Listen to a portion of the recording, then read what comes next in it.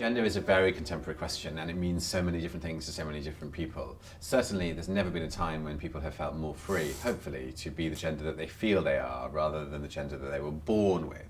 And this is a very Shakespearean theme because he was fascinated about people disguising themselves and fascinated about women playing men, and in our version even a man playing a woman, in that we have a drag queen for the first time in the history of Twelfth Night. To be or not to be, that is the question.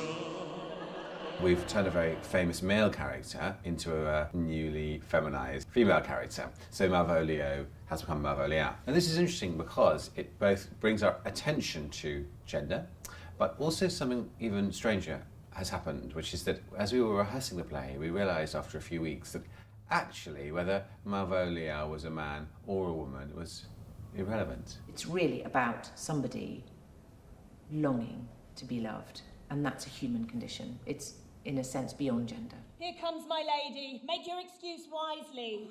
As soon as I read it, I thought, well, this absolutely makes sense. And it makes sense that Malvolia is female as well. But it's not just a modern thing that we're all going through gender fluidity, and I think it's always been like that, but people haven't been brave enough or even thought enough about how they can mix it up. She that would alter services with the fortunate unhappy. Daylight and champagne, discover not more. This is open. I will be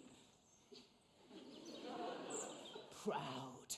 Also, we wanted to avoid Malvolia being tormented or challenged or provoked simply by men. Felt it was good to have also a balance of forces in the persecutors as well as in the persecuted. So we've turned Feste into a woman, and we've also turned Fabian into Fabia, played by Imogen Dole. So when, for example, Malvolia discovers the letter at the fountain, she's not being eavesdropped or mocked by 3 men, but by 2 men and another woman. So at each moment we were trying to find that equality. The spirit of humour intimate reading aloud to her. By my life, 'tis my lady's hand. You actually just stop noticing the furniture and start attending to the story. The story itself is consciously confusing because Shakespeare loved the idea of disorientation, both for characters and for audiences, because disorientation could lead to a new clarity of seeing.